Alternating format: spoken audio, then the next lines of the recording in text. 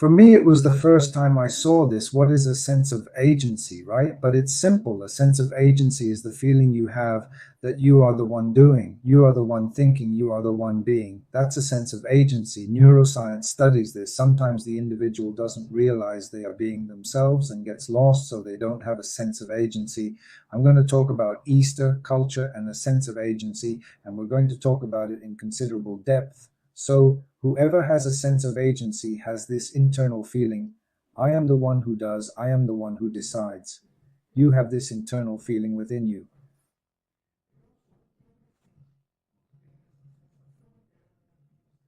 I am the one who acts, I am the one who decides. Those who lack this sense of agency are molded by something without knowing why they are doing it, without knowing why they are deciding, without knowing why they believe, without knowing why they are being. So it's a very great loss.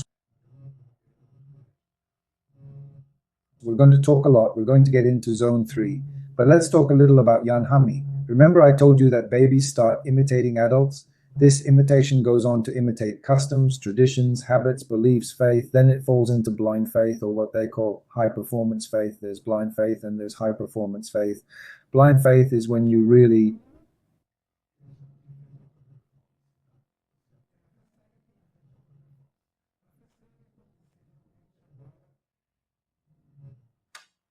you lose your sense of agency. You are what you believe, and you don't know why you believe. They'll try to get there. You see, it's a sophisticated topic.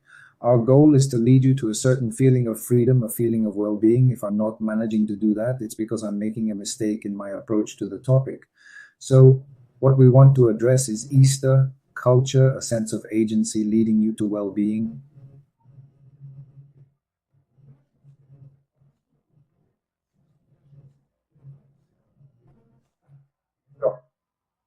Easter is a Christian ritual. Easter is a Christian ritual that takes place more or less in the spring.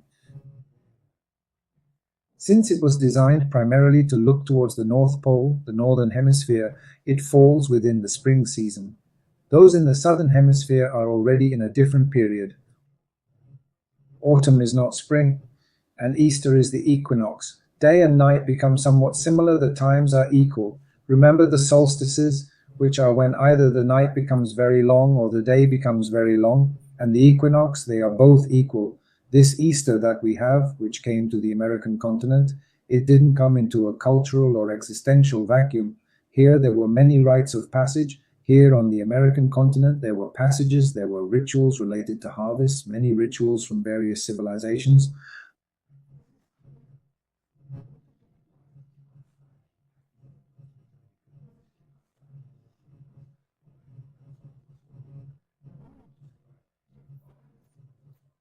So Easter somehow came to cover up, to hide, to bury these rituals and cancel the rituals that were previously in the American continent. And it canceled, and it really canceled Easter. It canceled Christmas. It canceled Easter. So you have Christmas as well, a very strong event, and it is a very strong event. And it also canceled the solstice rituals, and now they are talking about equinoxes. Easter is what but Easter brings people together with a common goal. Evidently, our Easter has a more Christian tone.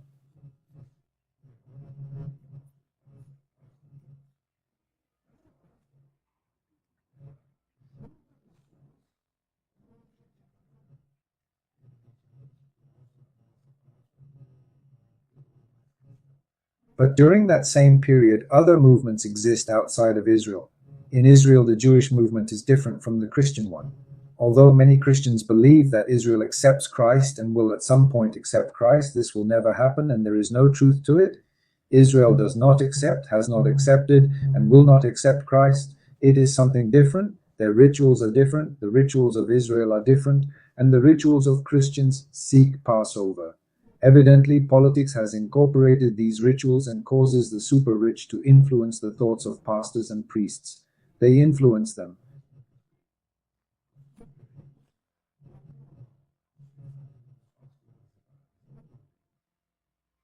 And it makes them vote the way they want. So look at that. But that's not what we're going to talk about today. Easter has a ritual of bringing people together and a purpose and information. That's important. That's good. I know she came and disrupted the Native American rituals, that's fine, but let's talk about the objective. Everyone's thinking about Easter. It's the chocolate, it's something related. Palm Sunday, Palm Sunday. In Israel, they've forbidden celebrating Palm Sunday at Mass because they don't want it done anymore. So you see, Israel has nothing to do with Christianity, but this ritual is important. It's a week of ritual. Good Friday, everything is nice and neat, representing, sometimes speaking of the people's exodus. There's a lot of Christian symbolism. But what's important, together, we have common information for many people. Easter, the Easter season, chocolate. I know there's a commercial appeal, that's fine, but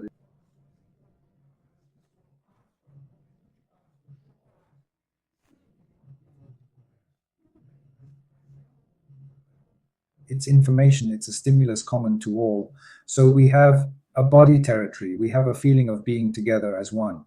Hivasa, that's what I'm talking about. Or we are together, we are, we do, we are. Okay, that's the idea. And at Easter, we're talking about that.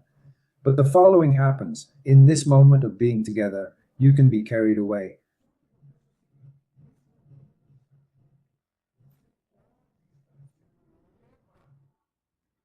lacking a sense of agency.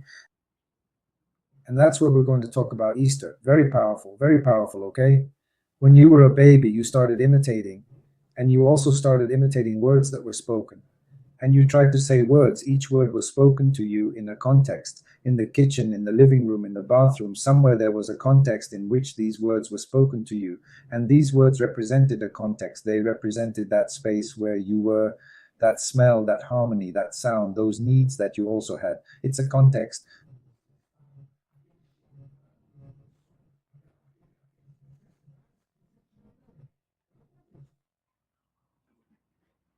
So each word has a context and it reminds you of that context. Look, while a word is reminding you of the context, you live that context.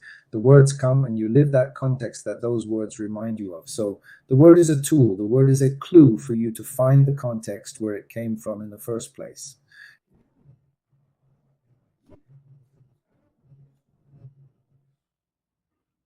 You put together a bunch of words, you get sentences, you get paragraphs, and you always have an idea. Always, as Marcos Maya says, every paragraph always has a semiotics, a single piece of information. A large number of words generates a different context. What's the big problem? At some point, the word became flesh.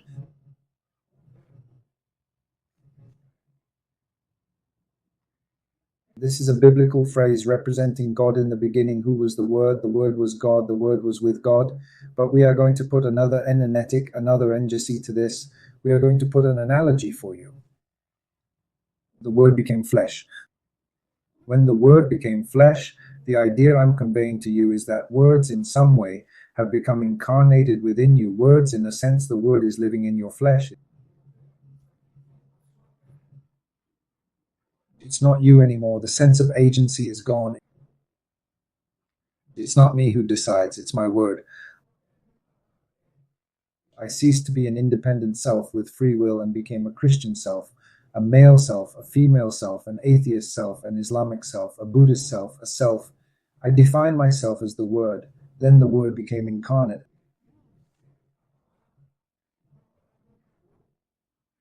And if the Word embodied me, my sense of agency ended. I ceased to be me, I ceased to have, and I am the one who acts, because the Word that I allowed to embody my body is what is moving my flesh now. So now the flesh is being moved by the Word because the Word became flesh in you.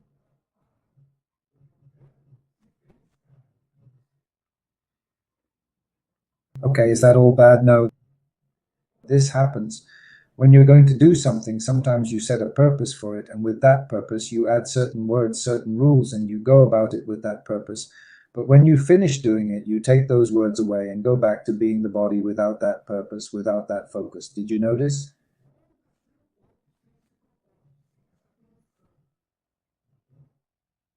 And Easter can demand attention from you. At Easter, obviously, you're surrounded by songs, rituals, prayers, food, and a whole lot of things. But here's the thing: from the moment a word, a song, a belief, a promise, a fear, guilt, a hope, a tradition incorporates itself into your body, it's fear that controls your flesh, it's tradition that controls your flesh, it's your belief that controls your flesh, and you've lost agency, you've lost the process of being, of feeling yourself, my friend. That's it. You start to limit yourself. You imitated the word, you imitated it.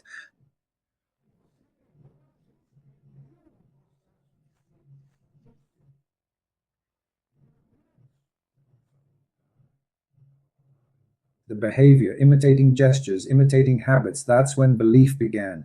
Great, still in belief, you go, is this it? Is it not? Look, you have metacognition. Is it? Is it not? Then you enter into faith.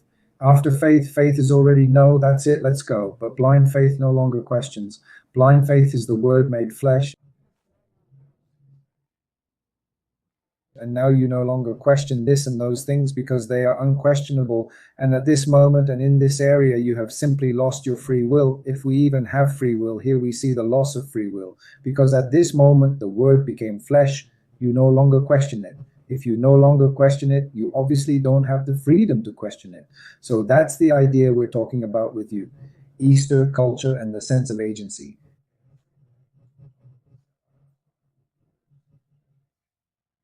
How do these things enter? How do they penetrate you? Easter comes, it didn't fill ancestral voids here. 3,000 years ago, something like that. There was no Easter on the American continent. It replaced and rewrote. It changed the process. It disciplined.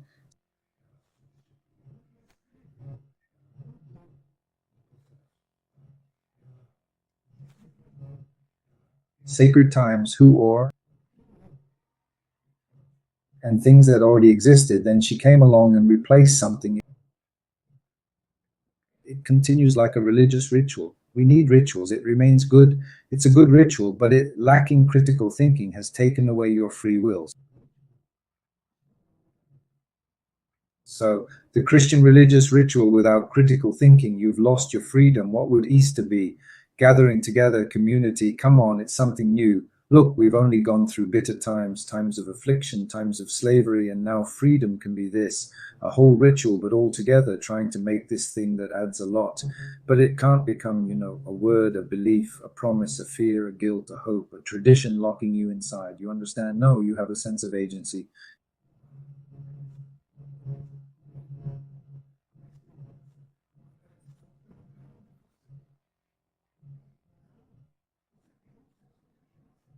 You are a free being who chooses to celebrate Easter, to buy chocolate, to go to a Christian church,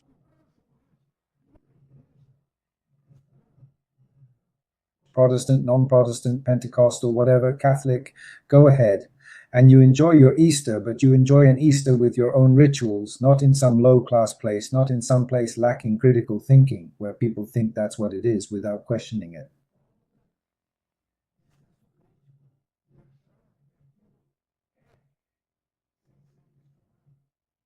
No, that's for you to believe in and do and sing and participate in the ritual. So when the words become incorporated into you, into your body, it ceases to be just a language. It becomes posture, it becomes breath, it becomes gesture, it becomes silence, it becomes song, obedience, suffering, identity.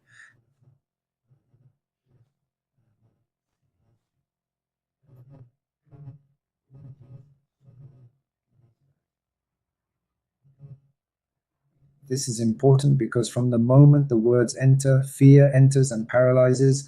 A word becomes incarnate in you, the verb becomes incarnate in you, the verb becomes flesh, the phrase becomes flesh, the belief becomes flesh. At that moment, your breathing changes, your posture changes, your gestures change, your silence in the face of certain things. For example, a man hitting a woman, you become silent.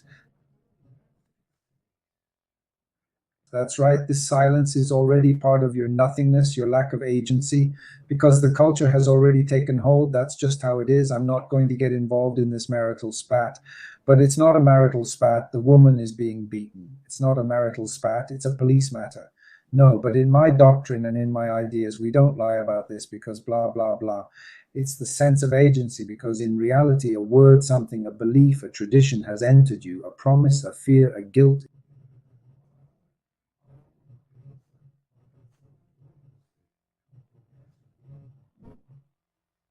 It entered you, but now that guilt is living within you, that word is living within you, that verb has become flesh within you, and the sense of agency is gone.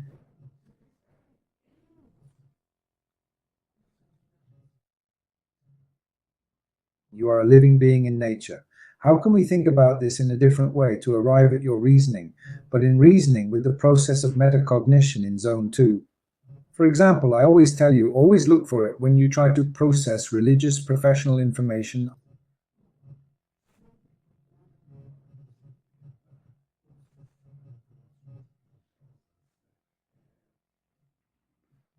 ideological, breathe deeply, but for as long as you can,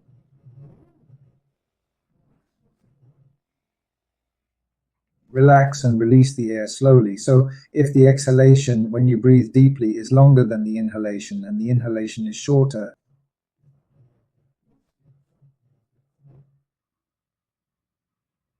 and exhale very slowly. When you exhale slowly, there is heart rate variability. When there is heart rate variability, your critical thinking is improved. You are in zone 2. If you are in zone 2, remove words and verbs from your life. Take away the I am a man, or I am a woman, or I am a Christian, or I am an atheist, or I am something else. Take it out. You are a living being. Now you're on this religious path or that religious path. You respect other people and you're going to engage in a process of metacognition. Look, this religious path is this, but I, for myself, can improve here and there. It's not about improving to preach to others, to convince others. It's for my well being and the well being of those close to me. So I go through a process.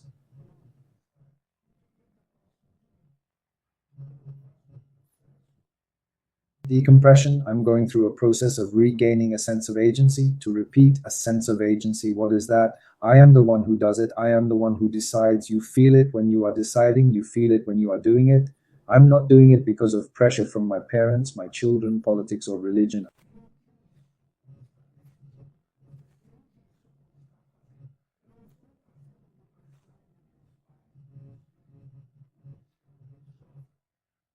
I'm the one who decides that. And if you're the one who decides this, it's very simple. Take you now, 40 years old, 50 years old, 60 years old, 70 years old, 20, 15 years old. If you had been born into a culture that was totally Islamic, your belief was Islamic, and at that moment, at that very moment, I would tell you, look, Islam has entered you. It has become a word. It has stolen your flesh.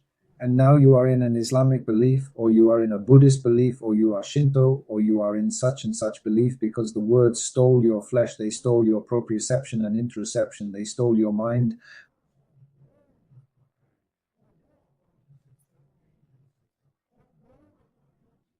The words became flesh within you. The word became flesh, and you lost your agency. You lost the being that you are before the culture you are in.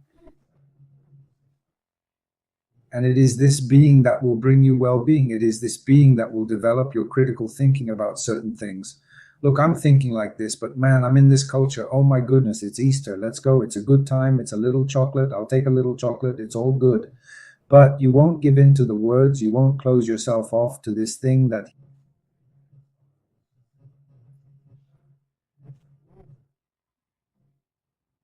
he locked you in, that which you cease to be through words.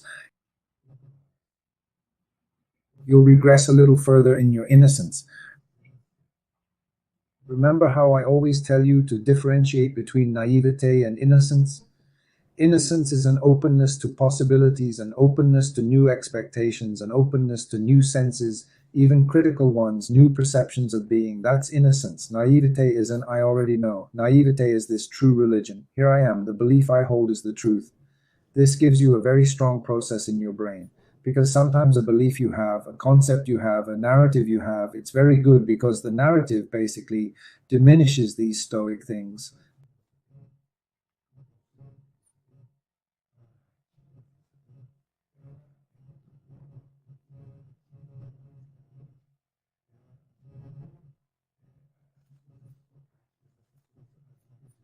Life, what will happen next, sometimes what will happen tomorrow, nobody really knows. Nobody knows what will happen tomorrow. This can create uncertainty about what will happen tomorrow.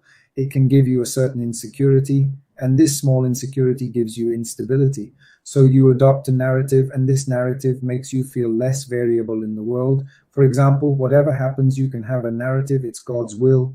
Then you do something, you say a prayer, you do something, you pray a lot so that something doesn't happen.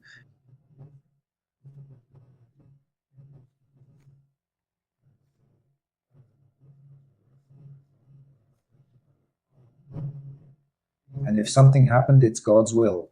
So you have a narrative, and the processes of life are unpredictable. Random things happen in life. You think you have some control, and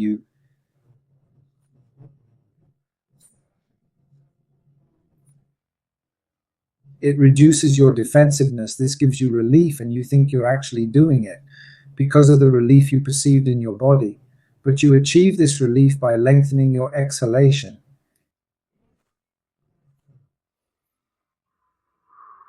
It also provides relief because when you're getting agitated and tense during the day, your breathing will become like that, short.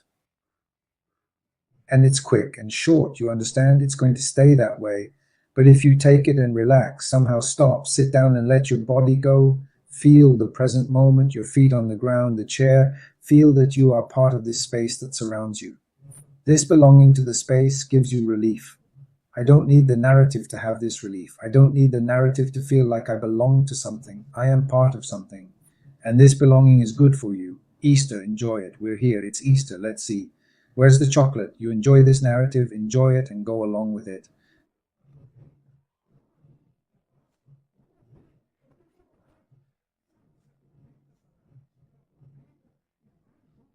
But it's not about being her, it's about doing it. Talking to friends, celebrating it, celebrating your religiosity, letting the other person celebrate their religiosity, and you celebrate yours without any problem. So you're opening up more aspects of that path in your mind.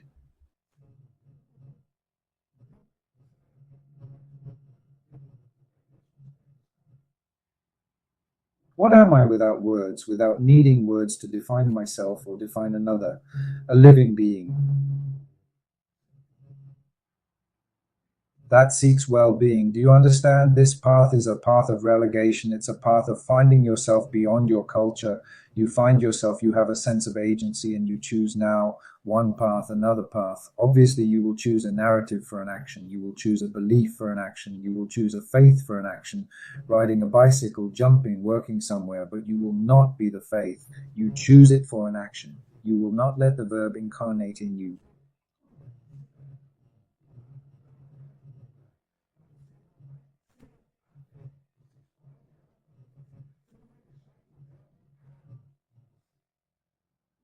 You will use the verb, you will use words as a tool, like scissors, like a pencil, like paper, as something to achieve a goal you want, and it won't be the word, you won't be the verb. So that's the idea I wanted to share with you about Easter, culture, and agency sciences.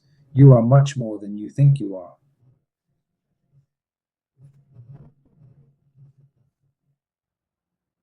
You are a living being, you are a representative of the planet. Ah, but I'm an employee. Forget about the current situation, about who's in a leadership position.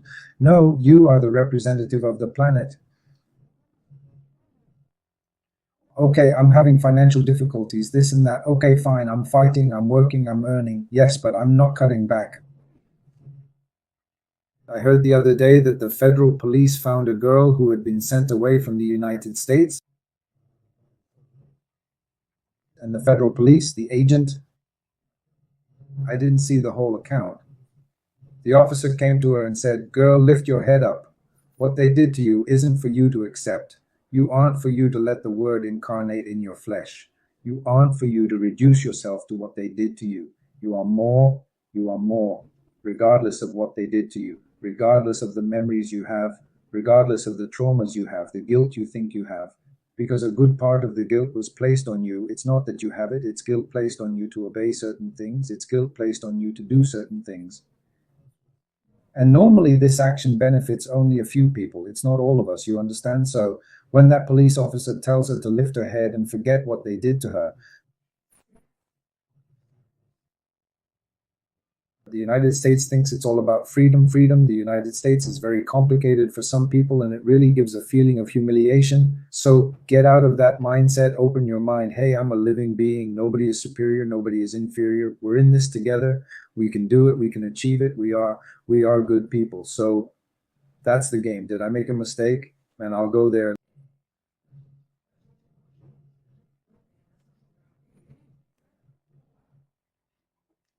Look, pay the price, see the way. You made a mistake, you're guilty. Come here, fix yourself, correct yourself, fix yourself, lift your head. Let's go again. We're together again. Do you understand?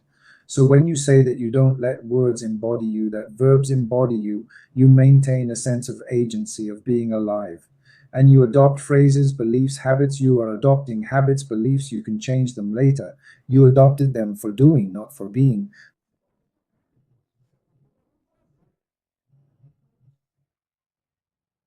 So that's what I wanted to leave you with, this freedom. You are more. You are pure transcendence.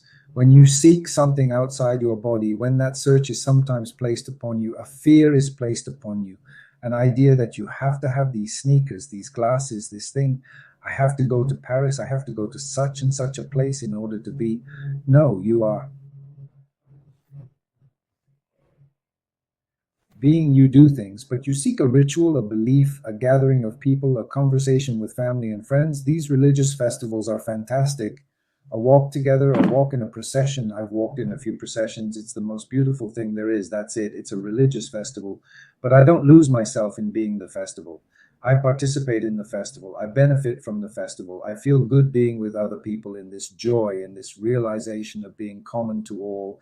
Happy Easter to everyone. Take care, protect yourselves, and always strive to have more common sense.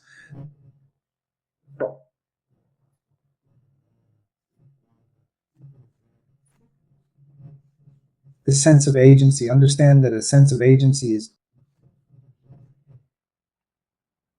you decide. I'm the one who decides. I'm the one who does it. Nobody told me what to do. Whatever idea you have, that's yours. That's original. That wasn't passed down by your parents or by the culture. It's yours. That idea is the sense of agency. What you're doing is yours. Look, you're not doing it because I got the money because of this, because of that. No, you do it because I decide to do it.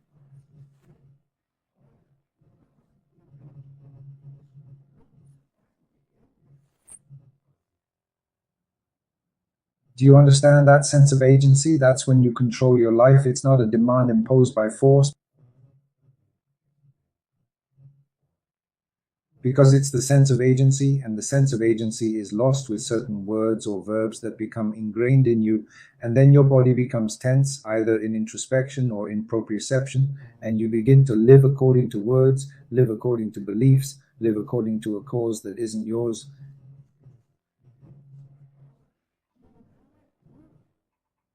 It's a Christian cause, it's a Buddhist cause, it's a cause of the PT party or PL or whatever party. It's a cause that isn't yours. Are you going to live a cause that isn't yours? Are you going to let your flesh live what isn't you? A lot of people are like that. They lose their critical sense, their breath becomes short, they turn into a machine serving an ideology, a belief, and they cease to be, because you are flesh, you are blood, you are bone, you are much more than you think you are. Thinking is a reduction of being, even. You think in order not to do, to earn more, to study, but not to realize that you are what you think.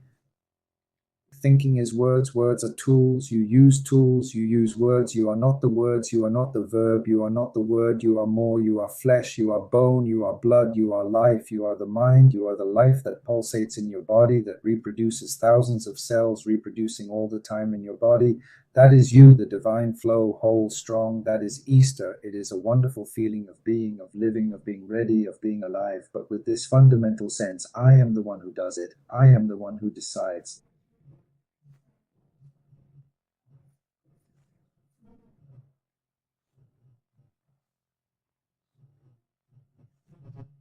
These aren't words put into my head or verbs forced into my flesh. I have free reign. I can and I don't need to accept this belief, this faith or that faith. I will.